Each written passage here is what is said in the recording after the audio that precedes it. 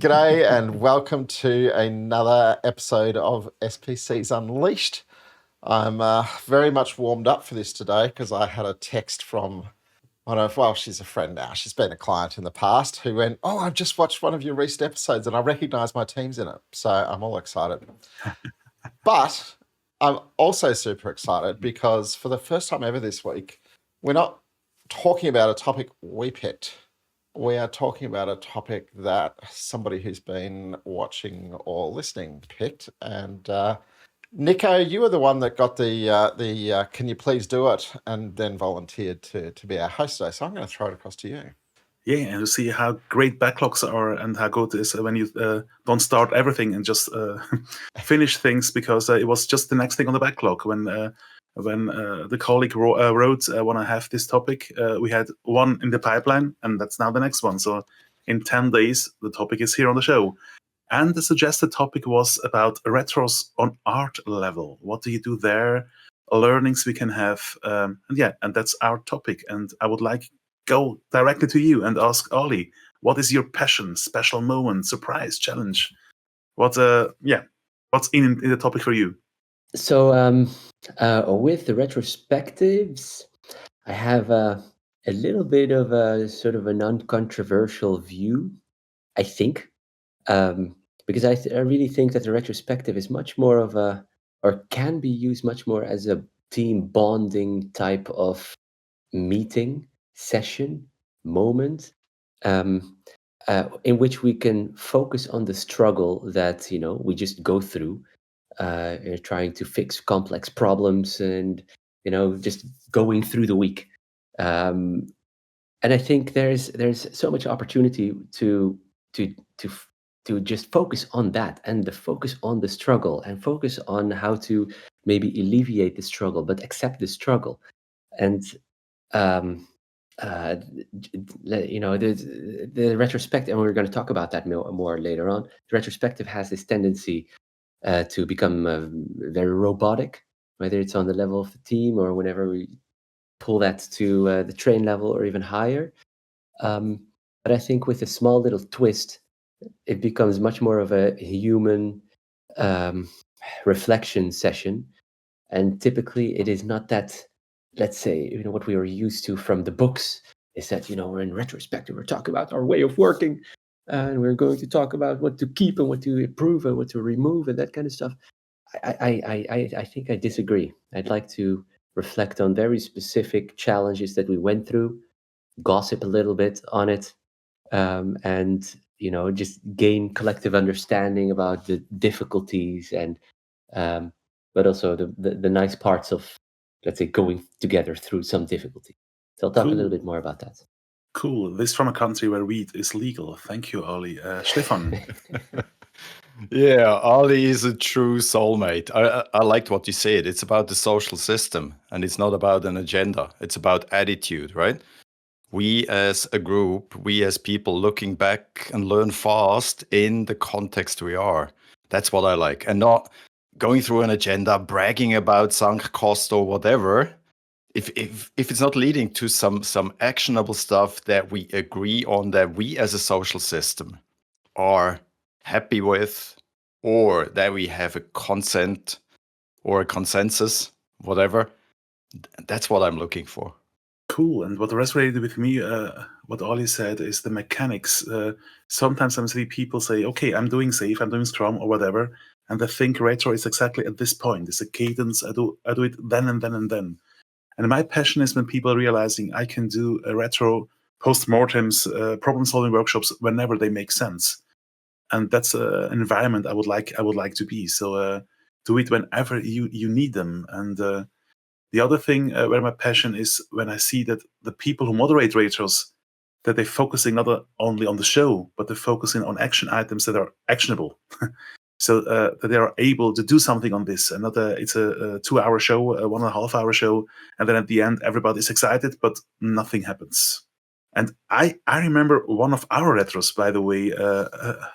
It was when this show was 90 minutes long, and then we did the retro. And I remember a really cool one by Mark, and I'm really looking forward that you share us your passion, Mark. Well, I'm going to start with my passion is action. And, there's a nice little segue from you, Niko. But I couldn't resist playing back to comments Ali and Stephan made. Like, if there's one overriding passion I have with retros, it's to get people to never, ever run the what went well, what didn't go well, what puzzled me retro. And, I have people walk up to me going, I didn't do a proper retro because I didn't do that one. So there's a passion for me of, handcrafting retros. But the super passion is, you've wasted your time if nothing changes because of it. Exactly. Do you want to tell us more, Mark, about data? I think it's one of your other passions. Look, it's definitely, and this probably leads me a little bit away from special passions into, perhaps what other kinds of retros. Because if you think about, as soon as somebody says, what about retros on the art level? The instant reaction is you go, well, that's inspect and adapt, right?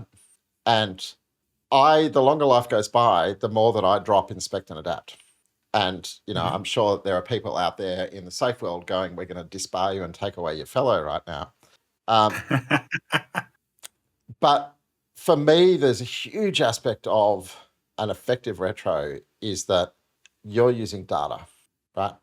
If you think about where the whole idea of the retro came from, it came from, lean, Kaizen, and if you look anywhere near lean, if you look near what Toyota does, it's all passion for data, structure. And the first thing they'll say is not every problem's worth solving.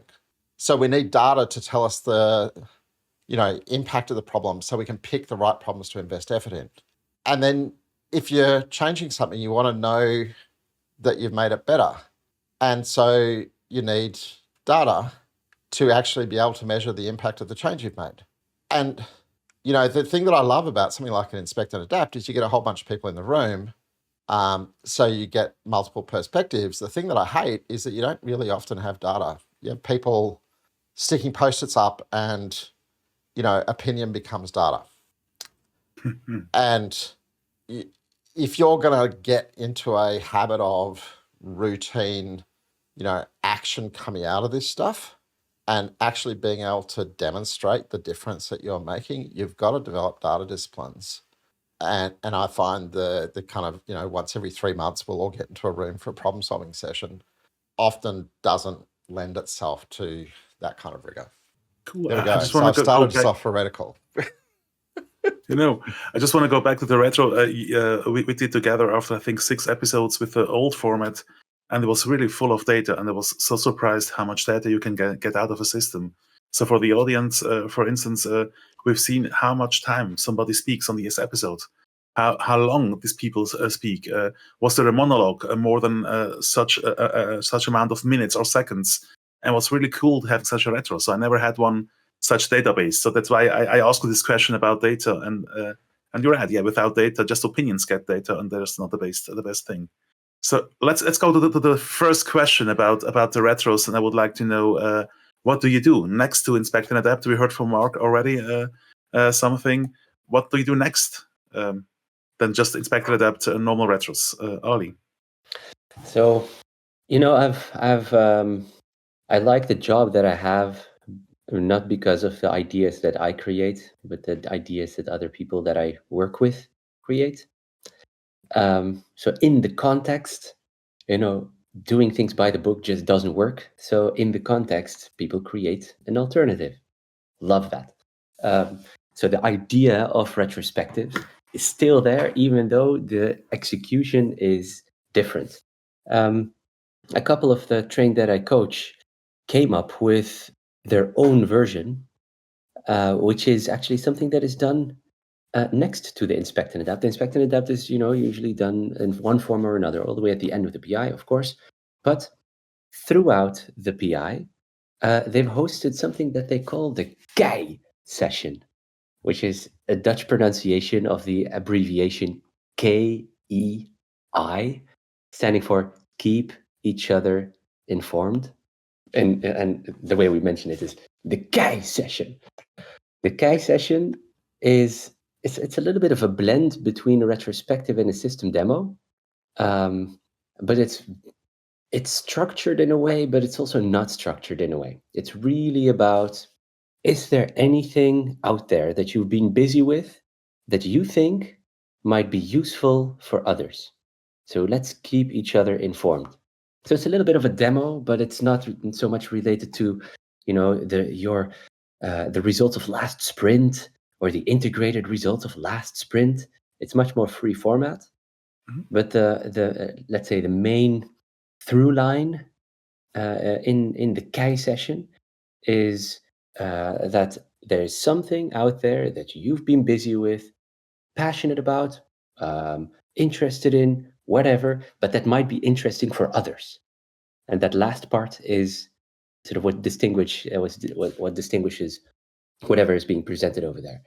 And it's been the most visited session throughout the entire PI, next to the PI planning. Inspect and adapt is difficult. People find all kind of ways to, be minimally involved or to whatever, all kind of creative ways. System demos, same thing. A few stakeholders are interested in this kind of stuff. So, oh well, I'm still busy with something else, so it's nothing for me. We all heard those kind of things, but the Kai session packed, everybody there. Why? Because we have engineers having the opportunity to share in detail sort of the ideas that they have, the constraints that they have, the new materials that they're using, the new technologies that they're using, which is, I don't know, I found it fantastic. Cool. Let's go from a format that sounds like a martial arts technique to Stephan.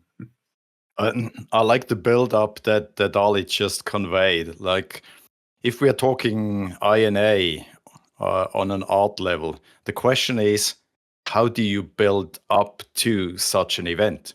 And for me, when I sat down and during preparation time, I was lazy. I used Save Copilot, what's beside INA or what's on that level. And he comes up with different things building up to the INA. And one is the art sync. And I've learned a lot during the last years with some of our clients. We use the art sync like what you just described, Ali, for follow-up meetings, fast and appropriate feedback. If the art sync is done the wrong way, it's like we are just reporting progress and not talking to each other. What is the achievement of goals? How do we build that up? What are the indications? And for example, in art syncs, we always start with a confidence vote compared to the last week. Is the tendency stable? Is it going up? Is it going down? And that then triggers the discussion for what is continuous or relentless improvement. And some stuff has to be done very fast. Could be a case session, could be a follow-up meeting, whatever is needed. And sometimes we find out end of the PI, we don't need the I&A because we have done it on the go. And appropriate and fast feedback is much more valuable than just waiting 10 weeks, 12 weeks for an I&A, do the problem statement, stuff like that. Why not doing it immediately? Cool. Mark. So I'm going to talk about a couple of things that I've found myself doing. And I'm going to go all the way back nearly 15 years ago when I started thinking about scaled retros. And I played with a thing that we called a bubble up retro.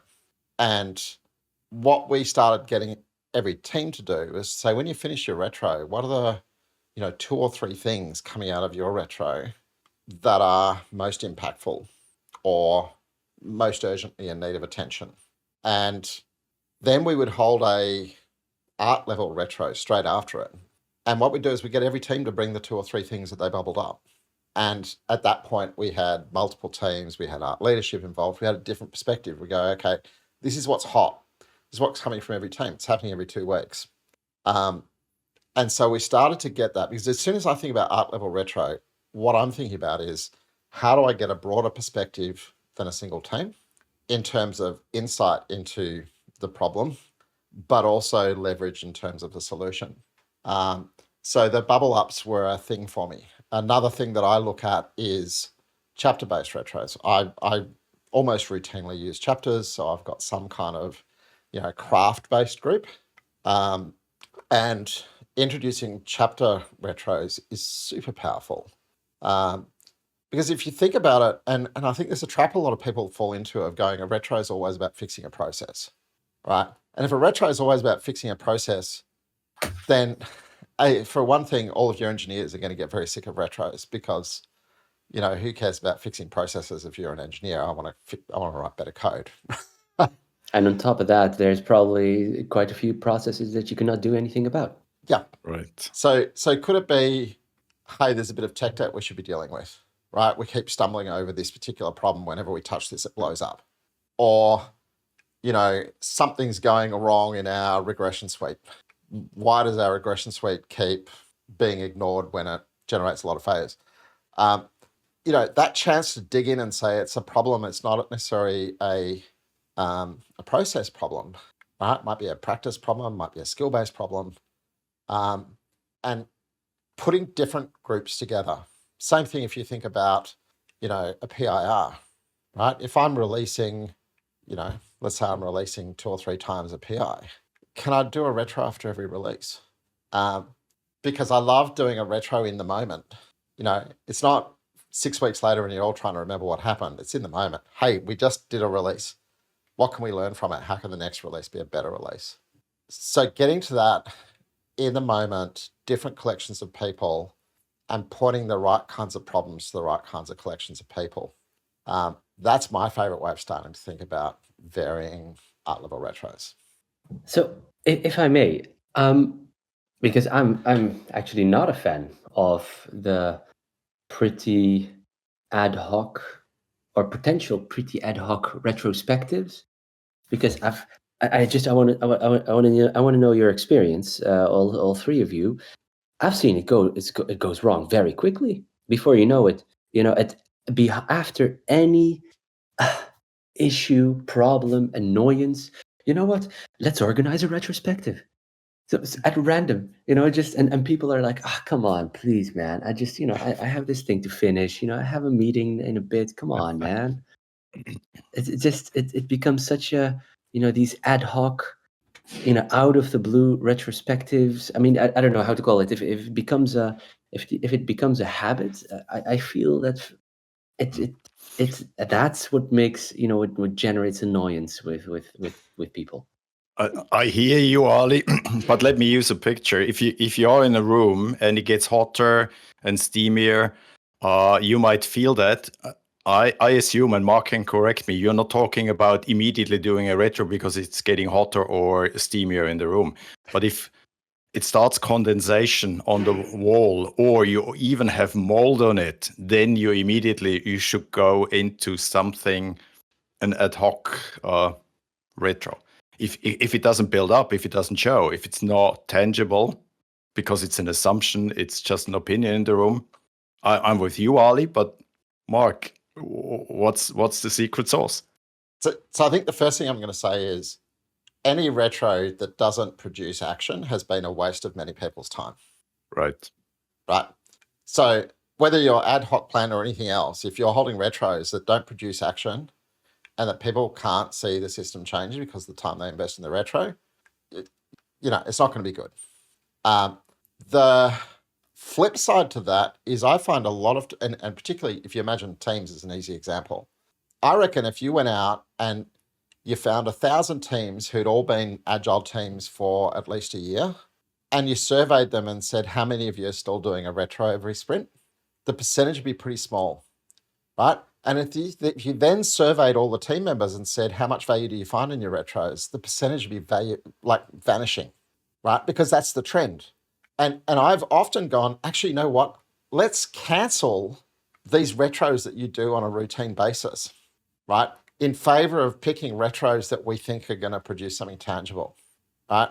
It's not you going in the room every 2 weeks to whinge about the same stuff you whinged about 2 weeks ago, which is what a lot of retros are for a lot of people. It's going, there's a point to it and we can do something meaningful and actually craft it. And if I'm doing a retro for a chapter, I want to do root cause analysis, right? I've got a problem that I think the chapter is the best thing to solve, right? Get the chapter to go in, do the root cause analysis, gather the data, approach a structured resolution. So that's kind of the trade-off for me is as often as not, I kill the regular stuff in favor of not so much ad hoc as event-based. Yeah. I don't know how's with the audience at the moment. My synapses have a firework. I have so many ideas and things that now happen in my brain. I'm some kind of in between. So I have my regular events and I have my regular retros. But I think when something important happens, you should clarify it now. So the house is burning. You don't wait until it's time to do something. You do it immediately. And I think Ali, one important thing for me is it shouldn't be like a wedding planning. So doing a talk retro doesn't mean you need now all everything and catering and whatever. So it could really be lean, this retro. So what I'm doing a lot is the problem solving workshop from Inspect and Adapt. Which you know from SAFe, or which was already known already, Shishikawa, the fishbone, and the 5 whys, etc.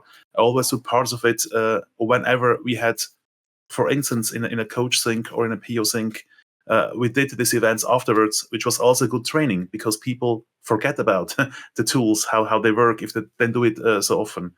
So I understand both sides, and one of my lousiest retro or was it was a sequence of retros, and sprint after sprint, it was during Scrum time, not during SAFe time. Sprint after sprint, the engagement went down, and people get bored. And like Mark said before, people don't want to show up, and was really one of my worst retros or retro seasons.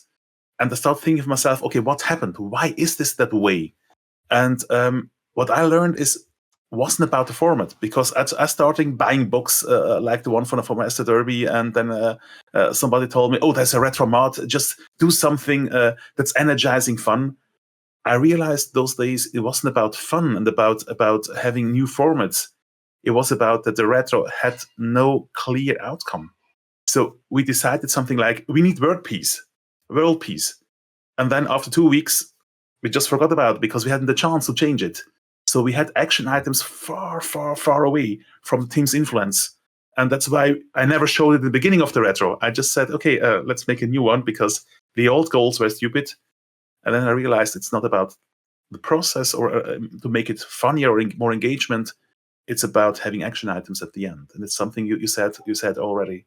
So I would like to know from your side, what was your worst retro and what was your learning out of it? Well, let me be a bit mean and play the devil's advocate, right? Worst retros, and we already tackled it a little bit, were those kumbaya style retros. Feeling nice, touchy, feely, talking about how did we experience that and not having data, right? So being too conciliatory, eager to compromise, keep the comfort zone, I don't like them. And what I've learned, and I'm pretty strict in that, you either stand firm, you tackle a problem, you have the data, or if you don't, leave. Yeah. Find another way, find another occasion. Otherwise, it's kumbaya time. And at one of the clients, they picked that up, and team members are using this keyword, kumbaya. It's not what we want. Let's change the retro style or the topic we are talking about. Thank you, Stephan. Ali? I have this exact same thing. I call it these very soft retrospectives. The thing is, I'm saying this way too fast. I've learned to be a little bit careful here. There are some, there are people that for very good reason, they need these type of conversations just to feel welcome and to feel part of a team. It's not my style at all. But there are people that need to be able to express how they feel and whatsoever. And I also feel that is I'm saying this as a millennial born in '87. Generations that have been born after me have much more a tendency to need to express themselves for very good reasons. And not doing that or being very hard to that is just actually very counterproductive. And I've seen that going wrong many, many times. But if you ask me, I'd like to have a more action-based kind of short, effective, retrospective, almost military style. Yes, sir, ma'am. Absolutely, ma'am. Definitely, ma'am. And we continue to do work. Right. So I'm going to be the odd guy out here and go, I don't mind a little bit of kumbaya. And I think a little bit of kumbaya is good in terms of, what's happening in the culture. But if you're going to go near feelings, the first thing you've got to know is if you're the facilitator, are you able to cope, right? Do you have the toolkit to cope when strong feelings are in the room? Yes. And I instantly had flashbacks as soon as you guys started. Originally, I can't even remember because I'd just go, every retro that didn't have action was a bad retro. And then you guys started talking. I went, oh, I just had a flashback. Because I loved, the tool that taught me more than any other tool about retros was Esther Darby and Diana Larson's book, Agile Retrospectives. It's this beautiful toolbox. And, Esther doesn't really say do a Kumbaya retro, but she has a bit that says, actually, you should spend a few minutes in Kumbaya land. And, one of the things that she talks about is doing appreciations and having a moment where you go express appreciation for each other. And that kind of positioned early in the agenda starts to open people up and enable you to lean into perhaps some tougher discussions when you get to the not kumbaya part of it. And I love doing that kind of stuff. But I did this with this group, and it was probably the most powerful set of scaled retros that I ever ran. Right, the amount of change that came out of them was ridiculous, and that's its own long story. But we basically designed this same agenda, and we had every team in the art run a 3-hour retrospective to the same agenda. We bubbled up out of those. We did a pattern-based analysis, and then we took the pattern-based analysis from the bubble up, and we had the leadership look after that. And boy, did we get big change. But part of this whole thing, I designed these kumbaya moments of appreciations. Look after that. And boy, did we get big change. Going, let's get good at appreciating each other and both giving and receiving appreciation. And then it turns out that this particular team was about to lose 2/3 of its members. Oh. Right? Massive. And they knew it was happening. They actually thought they were coming to this retro for the news to become public. They'd assumed the retro invitation was a disguise. And I'm in there and I hadn't realized that all this was going on. And I'm taking them into this deep, touchy-feely kumbaya time of appreciating each other. And there's tears everywhere and people going, Mark, yesterday we just found out that, all these people are getting fired. And I just didn't have the equipment to deal with a room full of people crying in a corporate workspace. So, be careful about your kumbaya, but it's important to have a little bit of it. Speaking about emotions, Ollie. It's the short little example of not a kumbaya moment, where I distinctly remember this was during COVID times. These big, very structured remote PI plannings that I like to organize. Everything went super smooth, just beautiful. And we had all types of, I should not call it work instructions, but agreements on who speaks when and what way, what are the topics that we discuss, and all the way I think this was a draft plan review. Teams were being presenting their PI objectives, their struggles, and the risks that they foresee, blah blah blah, and then all of a sudden, out of the blue, this was a stakeholder, very senior stakeholder, unmutes himself. Actually, he didn't have his microphone muted throughout the entire time. You just could hear him grumbling in the back, and then he just lashed out. He mentioned in a remote PI planning. What am I saying? It wasn't a remote PI planning. It was an inspect and adapt. Sorry, in a remote inspect and adapt with the entire train there. It's like, are you all dumb? Wow. With 120, 30, 40, 50 people, I don't know anymore, in the call. Are you all dumb? And the silence that came up behind it was just It's talking about retrospectives that have action. This one had an action. It was actually an escalation from the entire train to the board about the behavior of this specific stakeholder. I've never had that before. That was a very action-oriented, let's say, INA. But it also destroyed the INA in its current format the next time. So we had to figure out a way to still incorporate the stakeholders without them being able to scream out loud. Yeah, and you mentioned something that's really difficult. What do you do with emotions remote? So if you are in a room, you can try to take the people, go in a different room. What happened once with me was not in a retro, was in a normal meeting that somebody starts crying and just say, I will not join anymore, and removed. And then it's difficult. They're at home, etc. So as Mark said, if you go to a place where people should express emotion, you should be able to handle them. And I'm not sure if everybody of us, in general, not of us four, of us, can handle things remote. And it was really hard to find out, okay, what do we do now? Do we care for the person, or do we let the person alone? It was difficult because now because she just disappeared. Yeah, different topic. Niko, may I quickly pick up that thread and bring in one or two ideas?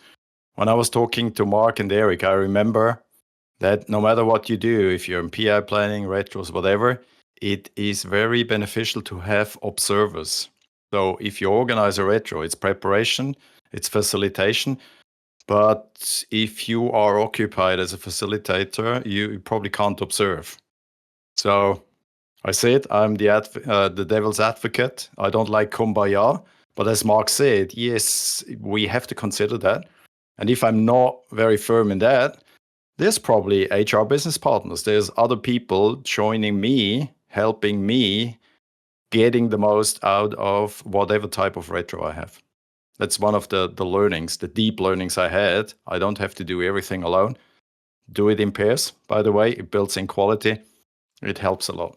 You already gave one of the best practices, which was asked by the person who gave us the topic. It was about best practice, and I love this one. Don't be alone in such a moment, because you are not able to see everything, feel everything, know where your areas are, your blind spots are, and have people who are able to fill up these blind spots. So I really love this, that you have peers that see things, feel things, because you are moderating and not see everything. Let's go to a much more funner part now, because now we are all a little bit sad because of the emotions thing. Let's go to jiggles in the mid of the episode. This time I thought about forces. There are many forces going in an inspect and adapt part. So if retros on the art level were a force on the PI, which one would they be? Who wants to start? Eeny, meeny, miny, mo. Ali, Then you it's spoke first. Ali. That must have been a volunteer. Is that how it works? Okay, got it. I'll shut up. No, if retrospectives on a train level were a force, which force would it be? Come on, Niko. It's like sort of a brain breaker questions that you come up with. I thought of the gravitational force, because, as I mentioned earlier, retrospectives as a moment to sort of team bond, reflect on the struggle of just going through problem solving. It brings you back. You might jump or you might deviate, but eventually the gravitational force, it brings you back to some form of a central point. So when I read your question, I was like, it brings you back to the core, it reconnects us, hence the gravitational force. Oh, grounds you back. Okay, cool. Stephan, your force. Let's stay into the physics dimension. Something that accompanies me for many months and years now is, if you are in that social system, creating systems, you have centrifugal forces and centripetal forces. If you give autonomy, if you do stuff, you tend to deviate away, right? And if you think about a slingshot, right? the faster you spin, the faster you go, the more centrifugal force you have. What keeps us in line is leadership, a centripetal force. But the more autonomy you give and you have, the more centripetal force you need to keep us aligned, to keep us on track. And the retrospective is part of that for me, right? Not flying away in outer space, but keeping us as a social system on track. Cool. So without retro, we just fly away. You have to fly, but the question is it the right path, or are you just flying away nowhere and not reaching your destination? Cool. Mark. So you guys all went physical, and Let's get physical. No. I went, isn't it nice that Niko gave us mythological? Because that let me have a very fun conversation with ChatGPT, as I do every week for the jiggle. And so I went up in the mythological space with the river Styx, which, if you're not up on your Greek mythology like Niko would be, is the boundary of the underworld. And the whole idea of the river Styx is it can either propel souls forward into transformation or trap them in eternal stagnation. And when I think about retros, amazing retros create new worlds, right? You find the most important levers to pull on, you pull on those levers and you change your world. And they can be transformational. But too many people have retros that are actually sitting on the stagnation side. They go through the motions, nothing ever really changes. So the river Styx. Perfect. And if, dear audience, if you want to do the question or answer the question yourself, I had the second prompt, which was force can be physical, natural, or mythological. So that was what Mark mentioned. In my case, I went to friction because with friction, that creates energy, creates warmness, heat, whatever. So it also creates blisters. Exactly. And you see the both sides of a retro. Of the one side, if you have too much friction, the machine can be broken and you can destroy something. But without friction, you're not able to walk, you're not able to run. So imagine we didn't have friction, your shoe would just glide away and you will just stay in one position. And that was what after much thinking I came up. So the questions are also difficult for myself. It's not I have the answer and then the question. I torture myself too, by the way. I like the things that I heard. I heard also something about from you, Stephan, about leadership, bringing people also back. It's already part of the leadership. If we go to leadership or general, everybody who's who participates in a retro, how do you ensure that leaders are engaged, actively engaged? How do we ensure that people are engaged? So I'm going to jump in with, for me, probably the first and biggest piece of advice, which is really fresh in my head from a big workshop I ran this week, which wasn't a retro, but it's have a facilitation team. Right? If you're thinking about art level, quite often you're talking about a scaled retrospective. Therefore, you're talking about large groups of people, often separated into breakouts. Actually, if you want anything, you'll separate them into breakouts. And if you're only one person, you can't be everywhere at once. And, a good retrospective is going to delve into some pretty challenging areas. And you need a facilitation presence there to make sure the journey's a good one. So, if we take Inspect and Adapt as perhaps the really easy one to prep for, the first time, if I'm helping an art prepare for their first Inspect and Adapt, the first thing I do is that I run a session probably about a week before the Inspect and Adapt where I go, I need a set of facilitators. And, the classic people I'll get will be Scrum Masters, but it's not always just the Scrum Masters. I sit there and I go, okay, I think I'm going to have, 10 breakout groups at my Inspect and Adapt. Therefore, I'm going to need 10 prepared facilitators. We do a 3-hour workshop where we take them through the fishbone, and I actually facilitate them through a fishbone, 5 whys, etc. myself, but also pausing to go, okay, well, we just facilitated doing the fishbone. Well, what did you notice about the way we tackled the fishbone? What are the things to watch out for? So we do that whole preparation. And then, my job when I'm there supporting the Inspect and Adapt, I'm not facilitating anything. I'm running around supporting the team of facilitators. And it's the effort you place into training the facilitators to make sure that every breakout group's got the facilitation that can take them through using the tools, but also navigating the challenge in the conversation is absolutely critical. So it's probably piece one from me. Yeah, and if you look for helpers, what I can tell you, people with a Lean Six Sigma belt are also great in doing inspect and adapt sessions or problem-solving workshops. They learn the fishbone, the Ishikawa, they learn the 5 whys. So if you need people, look also outside the agile bubble. There are people who are able to drill and go deep finding problems. Stephan. It's interesting. I'm picking up the curveball from Mark. The right people in the room talking about the right stuff.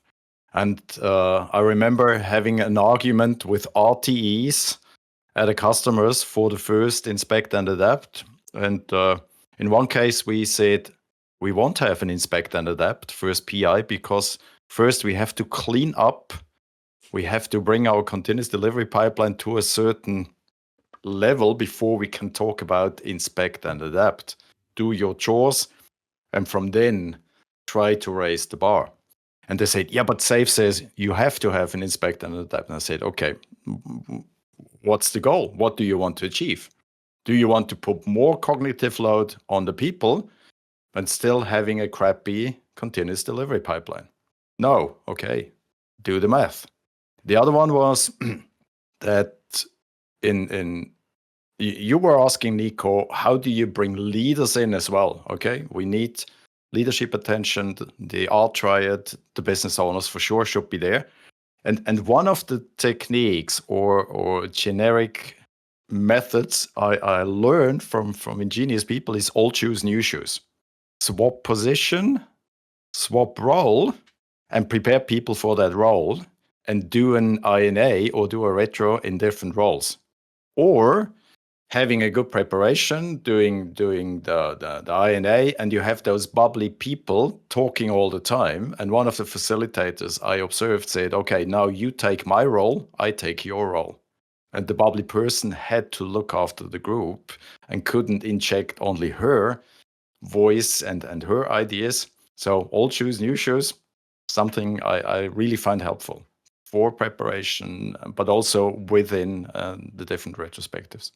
So I think the one thing I'd add, and I love the old shoes, new shoes, by the way, back to that, the right people in the room. I think for me, I very often, when I think about retrospectives, I think about series of workshops. There's a temptation if you think art retro is, oh, I've got to plug lots of people into the room at once. But when you're looking for more significant retrospectives, sometimes it's good to go, you know what, the bubble up's an example, right? I'm going to get a smaller group together to generate some stuff. And then I'm potentially going to have a gap in time, which enables me, let's say I've done a bubble up, I've had every team and I've gone to every team and go, if we wanted to double our throughput, what's the one thing one magic button you could push that would help that to happen? And I got some stuff out from them in terms of the problem to solve. And I picked, okay, it feels like the teams are all pointing here.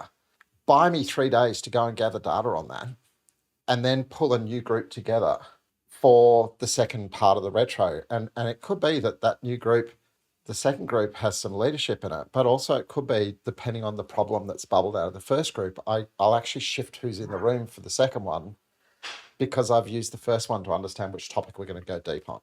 So don't feel like, and I think inspect and adapt can be a little bit of a trap here. It's like everybody in the room at once for a certain period of time and you're done. As opposed to going, let's have a session, let's generate some ideas, let's do some digging, generate some data, recompose, rejoin, and thread it together. Niko, back to you, mate. I just want to make a post to see if somebody has to say something more about, before we go to the last question. Is there something you want to share, some tips? I assume our last question you're talking about is advice for a young SPC. Exactly. That's the final question. Do you have something in between? Because the next question would be, do you have advice for young SPCs or even RTs? Stephan? Maybe one add-on summarizing what we discussed so far is don't do copy-paste. Find unconventional, appropriate formats, and it should be your own format because you deep dived into the context, right? And books might help, formats might help, but listening to Mark, it's finding new ways, right? The evidence shows up somehow. You have the condensation on the wall. If it's worse, you see some mold. Short prep, get people around you to support you, like observers, like people covering your insufficiencies, and then immediate retro, even during PI. I'm not waiting for an INA if not needed. And I might even skip the INA at the end because we have done the job and we can transition into IP iteration, preparing for the next PI. I think the other one I'd say is given that we all laughed about Kumbaya at the start of this before we started crying about Kumbaya, don't be afraid to be a little bit off the wall with your retro format, even with a senior group, because sometimes going to let's call it maybe a humorous metaphor for your retro structure can make it safer to have a really tough discussion, right? Because generally, let's face it, if a retro is going to do something meaningful, you need to have an uncomfortable conversation because you need to talk honestly about a real problem. And what makes it safe to have that discussion about a real problem? Facilitation is part of that. But like a retro I've used again and again and again, and I've actually used it, including C-level executives, is the James Bond retro. Right? And the James Bond retro, you basically look at like what are the questions you want to ask, and you pick James Bond films. So like never say never again, or never say die. Never say die is a great one to go, here's my prompt. What's something we used to do and we gave up on and maybe we should have another crack at it? And so you design an entire retro by going, I've got questions I'd like people to explore, and I can use a James Bond film to trigger that particular bit of exploration. And it just provides that little, it's a very Niko thing to do, right? You jiggle people into a different space. And it's like, we're in James Bond land. We can say something we wouldn't normally say. So don't be afraid to get a little bit out there. Great. Your advances, sorry. Your advanced advices for young SPCs and RTs. Advanced advices. So if I may, I think there is what taught me a lot is to really sort of reverse engineer whether retrospective even exists. Agile Manifesto talks about that at regular intervals, the team inspects whatever they're doing and then tunes its behavior accordingly. I think something like that. And the team, therefore, the team needs to be able to reflect on something that they want to reflect on. So, if you reflect on technology, the stuff that you've been building, that might actually be a very good starting point, actually an end point that you can use to reverse engineer from. So we would like to reflect about the technology that we build, because apparently the engineers, the people in the teams like to talk about that. All right, then how can I reverse engineer from there how things went? What kind of design decisions have been made? Is there a moment to reflect on certain design decisions? Maybe from a technical point of view, but also from a behavioral point of view. Maybe even a little bit from a process point of view. I don't know. And I noticed that using that technique, it allows me, if I'm the facilitator, it allows me to gather the right data that people also find very useful, and then have actually a very good discussion and a feedback session, which is in a way the retrospective, but we didn't call it like that, and it also didn't felt like the traditional retrospective. So I would if that would be my one advice to SPCs, try that out. It's free, it's easy, it makes you think a little bit. If you think with the end in mind and then reverse engineer, it helped me a lot. Yeah, and let me pick up Mark's passion again.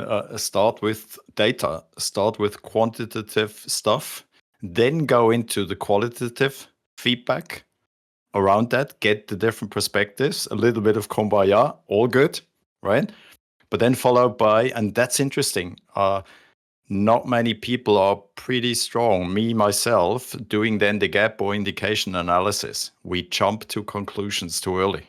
And conclusions should be proved, kind of underlaid by this data or indication, and a thorough assumption.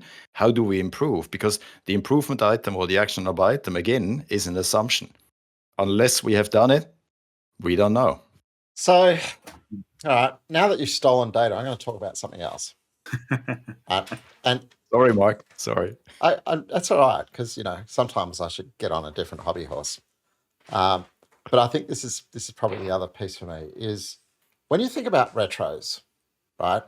You walk into, let's say I walk into any organization that it's my first time walking there. I'm walking around, and I say, "How are your retros going?" Right? Generally, it's pretty predictable. The answer will be some kind of groan. Because there's not a lot of people who go, "Oh, they're amazing. We're getting lots of value." And sometimes your job is to try and reinvigorate. Oh yeah, actually we do need to start trying to be systematic about improvement. I like to run the mentality of an emotional bank account. I forget who it was. Many years ago, I introduced this idea of an emotional bank account and relationship. Right? That there are times when you take an action in the relationship that gives you a withdrawal, and there are times when you take an action in the relationship that puts in a deposit. And if you want a good relationship, you better make sure that you're always living in credit, because it's much easier to take stuff out and put it in. And when I think about retros, I think about an energy bank account, right? I pull people together for a retro. I am spending energy, right? And particularly if it's an art level retro, because at that point, I'm probably trying to pull senior people in. And so I'm asking them for energy, and the experience they have in the room will do a little bit of something about their instant feeling about whether it was worthwhile energy, but whether something changes later will do a lot more. And so that question about what is my potential for action should really be guiding when you choose to spend energy. And if I use inspect and adapt as a really easy example, right? I've seen so many inspect and adapts where nobody has a plan for where the capacity and time is going to come from for the improvement actions at the end of the inspect and adapt, right? Because quite often they're pretty significant things, right? What's a big improvement action we need to make? We need to clean up the provisioning of our test environments. Well, that's money. And you get a whole group of people in a room who say the biggest thing you could do to help us accelerate is, resolve the issues we have provisioning test environments, but you've got no commitment secured for somebody to go and fund the resolving of that and to prioritize the capacity of the people doing it. You've just made a huge withdrawal. You're in overdraft and you're paying a lot of penalty interest. So when you're framing a retro, think about, what's the commitment you have from people who can authorize priority and money to do something with what comes out of it, right? And frame that into the way you approach the retro. Don't hold it if you don't have any kind of commitment to doing something with the outcome. But the second thing, and this is why I get really focused about the data on the change you make, right, is if you've got data to go, oh, actually, we did act on it. We fixed the provisioning of test environments, and that just saved us $500,000 a year, right? That gives me energy back as well, because energy is not just energy to turn up. Energy is energy to provide you with the priority and the money to act on things. So approach your entire retrospective life based on building up your energy bank account. That's great. That's great. The energy account just triggered a different story how I can tell my advice. I think it's important if we're a young coach, young SPC, young RT to think about, is it more a retro or is it more a problem-solving workshop? Because it's a different energy level you play with it. So also different purpose you play with it. So for instance, if I have retros, I never ever ask again what did wrong. Because one of my colleagues, I think he's called Aristoteles from how long ago, he told he wrote, if you ask questions about the past, it's always about going to a corpse and open it and see what was wrong and doing finger pointing and find the wound and open the body and it smells. It's really not a good feeling. So it's really about finding somebody to blame on. But if you ask questions about the future, it's always about values. So the question, what went wrong or what could be improved, is quite the same question, but it gives you a different mindset. And for retros, I never have questions going in the past because I want to find solutions, I want to talk about values. For problem-solving workshops, you have to. You have to go deeper. You have to find the root cause. And then you need, again, the skills with emotions, handle emotions, skills, what to do when people start blaming people. So it's not an easy format. And I think my advice is, as a young coach, SPC, what kind of retro or problem solving you're playing, and then be prepared to have the support you need and the skills you need. Anything to add from your side? I'm just Because reflecting otherwise, on the beauty of diversity, Niko, because for me, every retro is a problem-solving session. For Niko, it's crime scene investigation. Yes. Yes, because I've seen so many crime scene investigations by hobby detectives that it was really so, oh no gosh, and now everybody is mad, angry, sad, and we achieved nothing. So you need some kind of skills to be able to do it. And Mark, I'm sure you can do it without sleep and half drunken, but other people don't have these skills. So please start small, start with good respect of retros, and then for problem solving, you need the skills, handle emotions, etc. But I don't want to stress too much out our time box. One key takeaway, if you have only one sentence about retros on art level, which one would it be? Ali. Release the strong grip on structure or on the book. Just find a way that works. Lose those what to keep, what to improve kind of stuff. Wow, could be a new religion. No, Stephan. Yeah, let me throw in my kumbaya side anyway. History repeats itself, and history is done or made by people. So sense and listen to the periodicity of important issues in your social system, in your art, whoever is involved. Wow. I think I will pause. This both sentences were so deep. I think mine is just oh gosh. Mark, your sentence. Get it while it's fresh. Oh, also good advice for meat. Yeah. So, okay. And tomatoes. If I try to make a new sentence out of it, is if you do problem solving workshops, if your retro is problem solving, don't forget the problem space. It's not only the happy space, the solution space. Don't forget the problem space too. Phew. Mark, bring us away. We are too late. All right. So, that's all right. We're not too bad on our time box management. But next week we are on remote facilitation, and Ali will be hosting. And in actual fact, we already have one trigger question seeded, right? When you're a remote facilitator, what do you do if somebody starts crying? And it's not next week, Mark. It is not next week. That is because we are all being slackers for various reasons. It will be the 22nd of February. Yeah, professional slackers. Right. I know I'm having a barbecue. Ali's probably flying around the world. But we'll be back on the 22nd. Hope you've enjoyed this one. We've certainly enjoyed it. And we're going to hang up and we're going to do some kumbaya offline now.